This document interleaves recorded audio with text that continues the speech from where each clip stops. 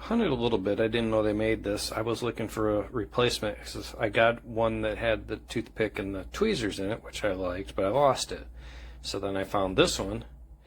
I like the fact that it's a decent size. It's still stiff after a couple months. The latch is on the wrong side, so if you're right-handed, you got to go the opposite way to unlatch it. This comes loose. It catches in my pocket once in a while and it pops off. But you can finagle it around and get it to lock back in. The only thing I don't like, I was disappointed that this is just silk screened logo. It's not a nice embossed metal one like some of them. And it's just kind of a cheap plastic handle.